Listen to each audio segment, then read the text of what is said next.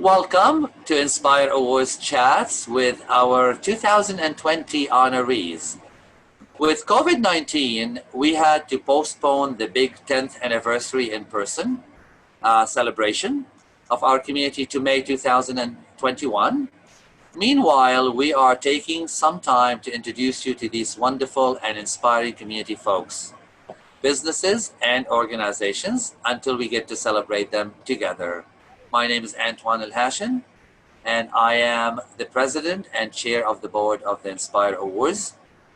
We are starting the series of interviews with 2020 recipients of our highest annual honor that has included many of the most prominent activists and inspiring people in our community.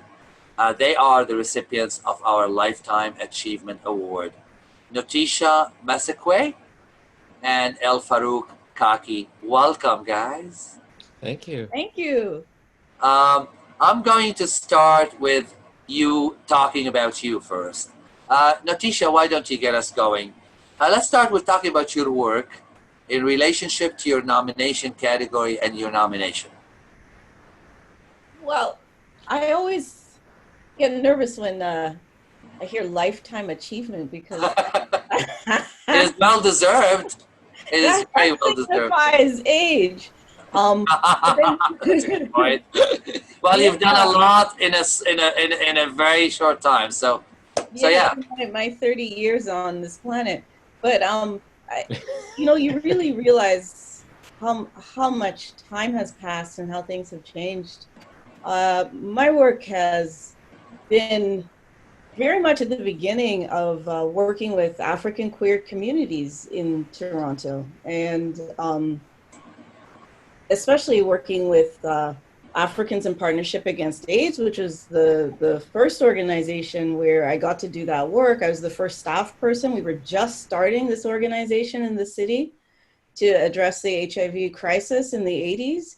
And it was the first organization where we had an LGBT support group for people living with HIV. There were no spaces for queer African identified continental Africans to really start gathering and mobilizing and doing work. And it was around HIV. And so that's I think where a lot of my activism started. And then it branched into working with queer African refugees. And that came out of my own personal experience of losing a very dear friend in Sierra Leone, which is the country of my origin, Danny and Eddie, who was murdered brutally when she founded the Sierra Leone Lesbian and Gay Association. And that sparked for me an understanding that if I'm sitting here in the West with rights and privileges and protections, I can't do that comfortably without making sure that all of us are safe. And this is where a lot of my activism and work has centered around challenging the mainstream white queer community to ensure that you're looking at the issues that impact all of us, not just those of us with privilege here in Canada. My work also is very much impacted by issues of health and trying to ensure that the queer community has access to proper health care. And I was the executive director of Women's Health and Women's Hands Community Health Center for 21 years. Before I retired. And within that organization, I spent a lot of time making sure we had health services for trans women in particular. So we were one of the first women's health centers to transition into serving trans communities of color.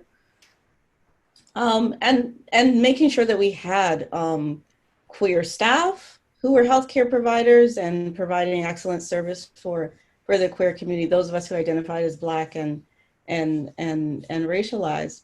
So, that's a little bit about my work. A lot of time spent mentoring youth as well, and providing services and supports for the younger members of our community who don't necessarily, especially Black, who don't necessarily get to see elders who openly identify as queer, or people who run organizations who openly identify as queer and are Black. And it was very important for me to be very involved and proud and let youth actually see us, because I didn't get that. I didn't get to see people who looked like me or had my background doing the kind of work that I was doing and living very proudly and openly as a queer person. That's Thank, a little bit. thank you, thank you. Well, thank you for your contribution and thank you for being a role model.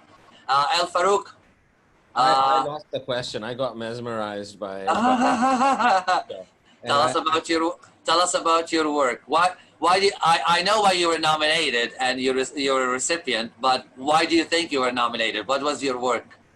I've known you for 30 years, so I know how much you've done. That's yeah. right. And I could not do what I was doing without El-Farouk leading the way. Oh, that's And awesome! I love it when our when our leaders see the value in each other's work and contributions. All right. but our paths have been intertwined, Notisha, as well. Not only our work, but our paths. I think we shared a Pride honor back in 2009. Oh wow. It was Grand Marshal, and you were The Dyke, the honorary Dyke. right. That's group. right. Yeah.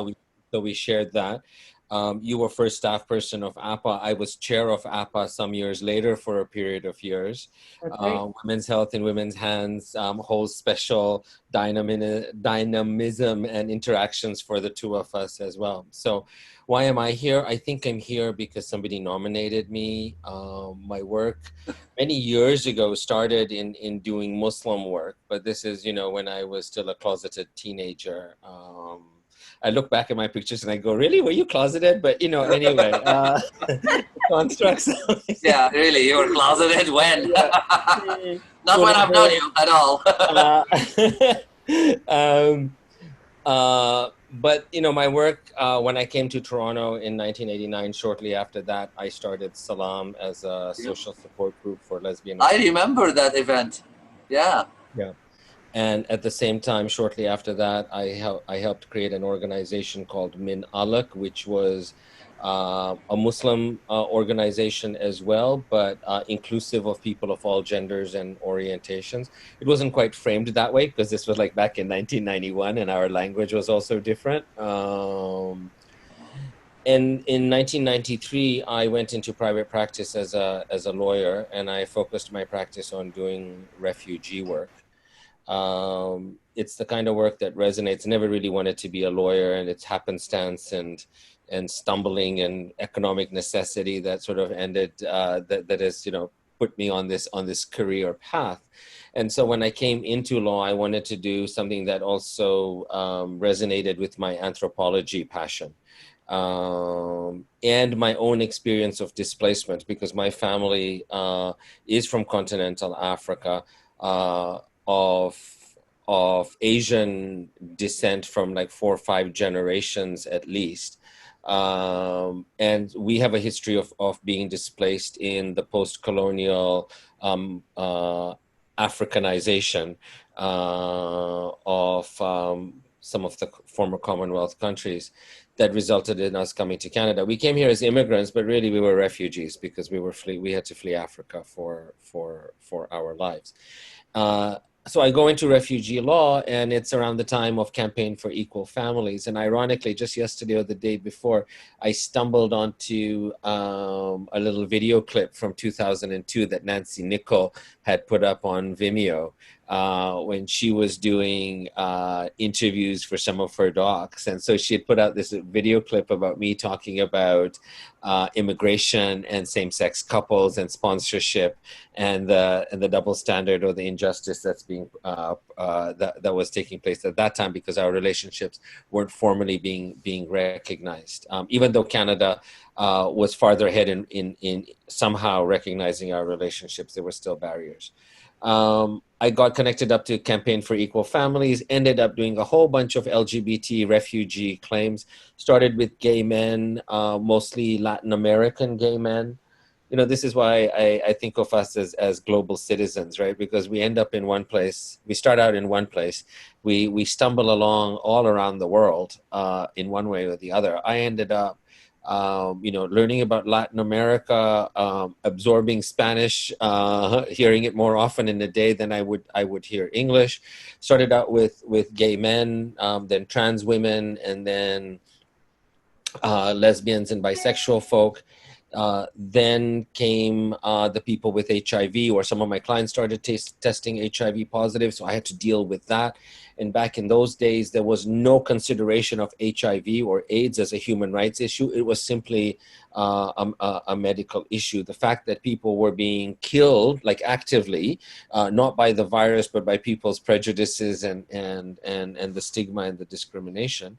I started to work on refugee claims with HIV as a factor. And then, but most of my clients who were HIV positive were queer. And then I started to get referrals of heterosexual women who were HIV positive. And often there was a domestic violence or some kind of gender-based violence. And again, this is where Notisha and I start to intersect our paths in terms of our work and our advocacy, right? As African queers, as dealing on with gender issues and so on and so forth. So my law practice sort of permeated that way. And then I think my most recent sort of avatar is with the Unity Mosque. Because the organization Salam that I started, I closed and then it reopened. And it's in some amazing hands right now who are doing some amazing outreach work, and they've seeded it across the country and in groups. And, you know, like the Protestant Reformation, any movement has to start small and starts in people's parlors and in cafes and wherever people can gather. So Salam's being well taken care of. With my now husband, Troy Jackson, and a friend of ours, Dr. Lori Silvers, we started the Unity Mosque, a gender equal, queer affirming, should maybe say a traditional mosque space that welcomes people of all genders and orientations. Awesome. I believe the person who nominated me actually came to know me through coming to the mosque. And so you're not supposed to know who nominated you. How do you find out? You're going kidding. Sorry, it wasn't here that I'm sorry. The person who nominated me for the archives. That's right. Oh. Sorry. Well, all right. Anything to add? No. Wow. No, I'll add. That's a lot of inspiring work. Yeah, beautiful.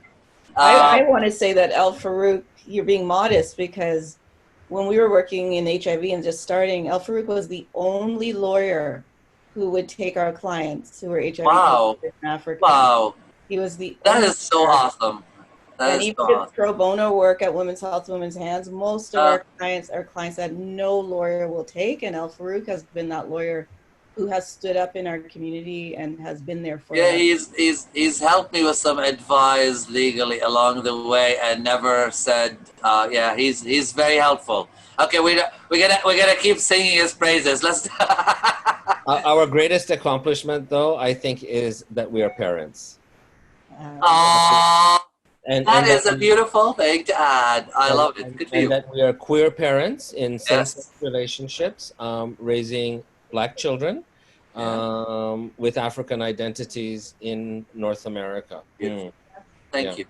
Well, you both are very inspiring, and glad that we got to you. It took us 10 years, but there's so many awesome people in our community. And I always say, I don't think we're going to run out of leaders or people who did great work. This is only 10 years. We can go for 50 years and still find a lot of people who are doing the great work. The more the merrier. One person does not a movement make. Thank you. It takes all our community and all the pieces of it along the way. Beautiful. Beautifully said. Well, speaking of, we are the Inspire Awards, and you are inspiring. So this warrants asking two-part question. What inspires you in the world first when you see, and what inspires you in our community when you see? And you can't answer El-Farouk inspires me, and we want something broader. Notisha, you take it away. Wow, big question. I mean, I think what inspires me very much so are people living in situations, especially countries where it's illegal to be queer. It's illegal to engage in any kind of same-sex practice. In my country, Sierra Leone, it's a lifetime imprisonment. We still have countries where there's a death penalty. And to see people still in those spaces resist and get up every day and insist on being themselves, that's what really has always inspired me to be as outspoken as I am here in this context. And here, I would say it's the youth. Oh, nice. Yeah, here when I watch the youth, when I watch, BLM out there insisting that our movements be intersectional, that Black, queer lives matter as well. Of course, I have to be inspired by that, especially in the time that we're in right now. Thank you. Thank you. Actually, when you were talking about the Syrian, I'm from Lebanon, so I know what you're saying. There are places in the world, the Egyptian woman, the activist that committed these things are. We live in a country where we still have lots of work to do, but it's inspiring with those countries when they don't have any of the support. Right. El-Farouk, what inspires you? I think resilience. I think that's a way Beautiful. of sort of articulating that. To be honest, I often speak about being the accidental activist because a lot of my work has been, in fact, Canadian Race Relations Foundation did a biopic on me as one of 6 immigrants, and that's the title of it, Accidental Activist. And so part of my journey has been to try to find places where I can feel authentic, where I can feel I can just be myself, where I don't have to explain my identity, whether it's I'm African or I'm Muslim or I'm queer or I'm this or I'm that or all of those things all together, right? And so when we talk about intersectionality, it has been that search because I'm in my 50s and we didn't even have this word intersectionality. Yes, Notisha. We didn't have this word before. So it's actually, I would say, in search of wholeness. And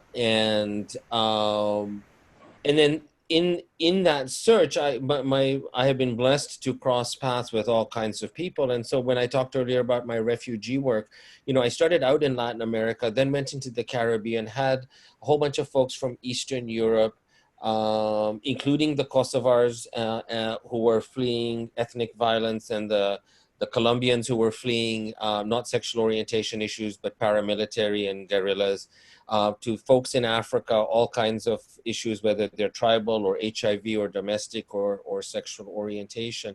Is that resilience there? And there's a tradition, there's a saying of the Prophet Muhammad that if you see an injustice, work against it. And if you cannot work against it, speak against it. And if you cannot speak against it, then at least hold yourself against it in your heart. And so that's an impetus for social justice, right? Because you're seeing folks who are suffering, who are experiencing injustice, zulm in Muslim language. And if you have the privilege, and despite all the issues that we face and the racism and whether it represents economically or socially or politically or in whatever way, we do have more privileges than a lot of other folks around the world and even around the corner from us, right? So, alhamdulillah, that's what I'm inspired by. You used 2 words that I think are beautiful, and you repeated it: resilience and intersectionality. I love the concept of those 2 things. Our community has done a lot of hard work, you guys included, to get where we are today. But there's always room for doing better. In your opinion, give us a section, a part where we could be doing better as a community. Notisha. I think you're muted. Yes. We'll pick up on the theme of intersectionality. We have to do better there. We have to, especially those of us that are situated here in Toronto. Toronto is the most diverse city in the world. Yeah. And yet you can walk up Church Street, which is, is our queer village, and it's the whitest space in the world. It's not diverse. Yeah. And we have to be able to look at issues that impact all of us and make sure that we're all moving forward at the same pace. we have to look at queer youth and, issues of homelessness. We have to start really authentically including the trans community in the work that we do, and making sure that, trans men and women are very much included in who we are. Those are the things. People with disabilities, so members of our queer community living with disabilities and mental health issues. I can go on, but it's to really now unpack maybe the privileged of us that have benefited from all of this work and activism, and look at people who have been left out of the advantages that we've benefited from. Mm. Thank you. I'm going to actually just comment a little bit and then get to El-Farouk, because one of the most things that I found inspiring this year is I was doing an event, and I'm going to say her name because I thought it was really cool what she did. Belle Jamel, who's an entertainer in our community, a burlesque entertainer, very well known in Queen West and all that. I called her to be part of the event, and she said, I need to see your poster first because I will not be part of an event that is not inclusive of everybody. She actually wanted to look at the colors and just to make sure that, and she says, if I see a white stage, I'm right away not getting on. And I said, honey, you know that's not how I do things. So what you said and is so close to my heart. I love spaces, and I just don't understand actually a community where we're not in the same space or at the same table together. What's the point if we'll still be dividing ourselves? We all need to celebrate together, work together, and do our activism together. El-Farouk. So I think that, in some ways we are one community, but in many ways we're many little communities. Yeah. Fair enough, yeah. And we need to recognize that, our experience and our journeys here have been different. And I think that's really important in order to what I think needs to happen, which is to shift the paradigm. Okay. I'll give you an example. Yeah, a few years ago, shortly after the Black Lives Matter did the sit-in at Pride and the furor in some segments of our community over it, I was at the refugee board with the client. My client was a black queer woman from Africa. She brought two women that she knew from the community, two white queer women. During the break, one of them is talking to me, older, white dyke, self-identified. What do you think of what happened at Pride? And without sort of telling you too much and going into too much detail, my response to her was that a number of years earlier, when queer women wanted to start the Dyke March, and the misogyny and the bile and the vitriol that was hurled towards those folk, from gay men and from within our community. Every year I went and I stood on the sidelines. Every year I cheered my friends on that I saw, went in, gave them hugs, stepped back out. I'm a man. I go by he pronouns, right? I did that in solidarity, recognizing that sexism is very real and that it is also real within our communities. So for white folks or non-black folks to take a bird over black folks complaining about being killed is problematic for me. It requires them to shift the paradigm. When white gay men were being pulled out of bathhouses and being beaten by cops, we all reacted.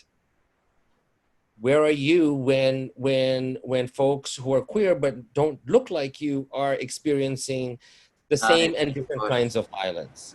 So we need that shift in our paradigm. We need to put ourselves in the shoes of the other, because we have all been the other at some point, and many of us still continue to be the other in some places and in some ways. I think that's what really needs to happen in our Thank you. Yeah, yes, absolutely. You know what? I'm not a woman. I'm not black. Sorry for the preaching. It's I'm not a woman. I'm not a trans. I'm not a Muslim. I'm not black.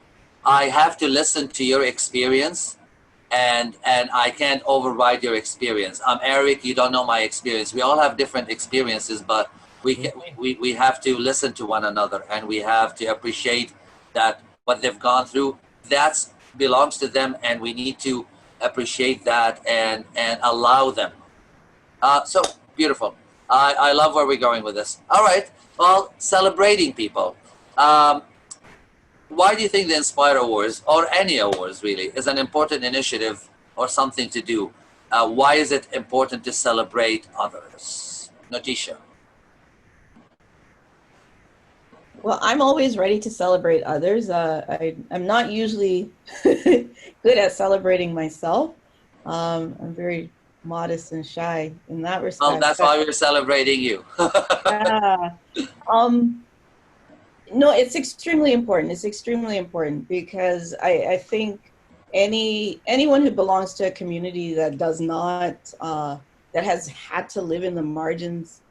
Some of us have had to stay in the closet or hide and still are there. I think it's crucial. It's crucial for people to at least get to see us as people, who we are. Thank you. And that we live full lives and not stereotypes and not the things that you see on TV, that we actually are having, full existence that can be joyful and celebratory and not just about pain and suffering and oppression. And I think that's why the celebrating of those stories are important. Absolutely. Those stories are very, very important. Yeah. El-Farouk, Mr.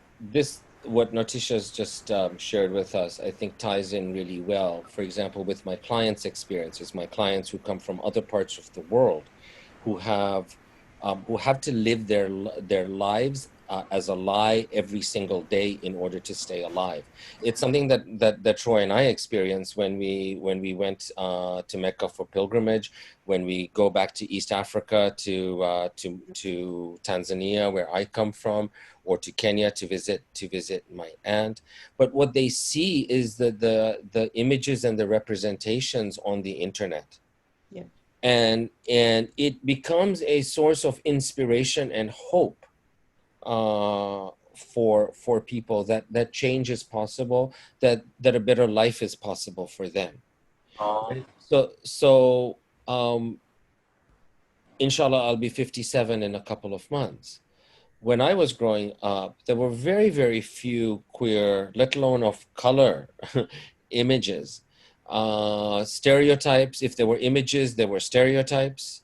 I was reflecting on this as a brown man from Black Africa growing up in North America. The only racial images that I had in media were Black. There were no other images. Peter Sellers pretending to be brown doesn't in the party doesn't cut it. Count. Right? Which is a very racist movie by today's standards. Absolutely, but we all laughed to it at one It was point. funny. I can't say it wasn't funny. but it's the notion of elders, of being the elders. And the notion of elders, I think it has to be a little bit more dynamic and a little bit more organic. It's not just what was 100 years ago, because that might actually be very different from our reality as well and our romanticization. But even what our elders hear, and sometimes our children are our elders as well.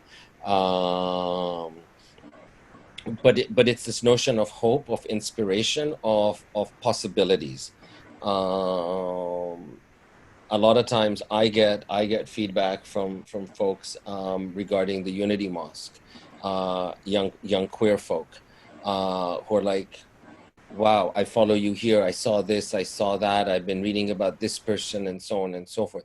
It's important for people to know that they're not alone, that change is possible, that there is a future, God willing.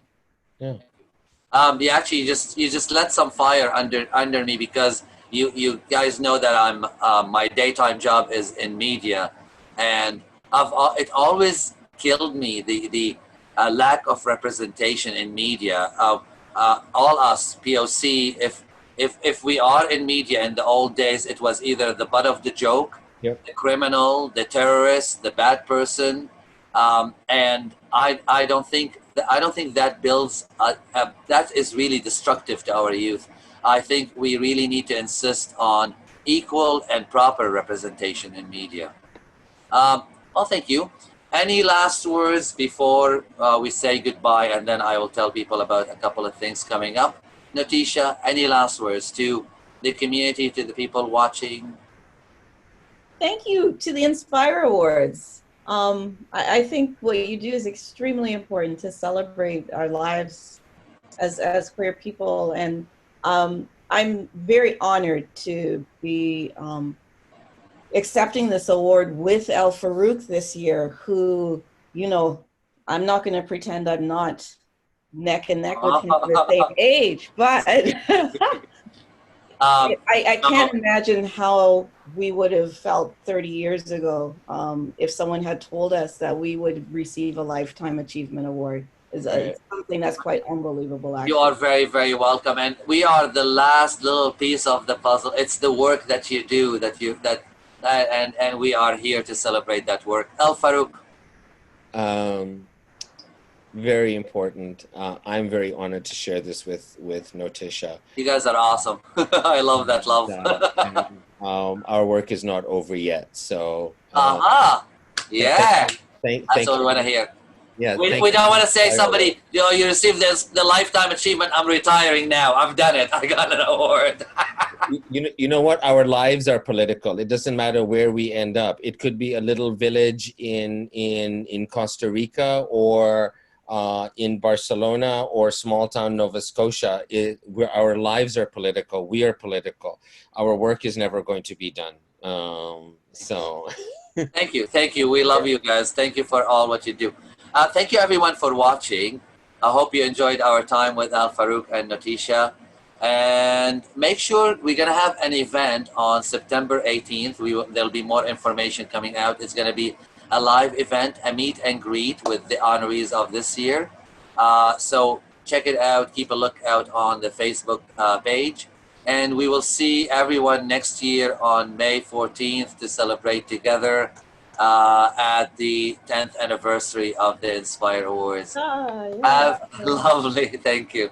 It's been an amazing 10 years and we met the most awesome people like you. So thank you for your time.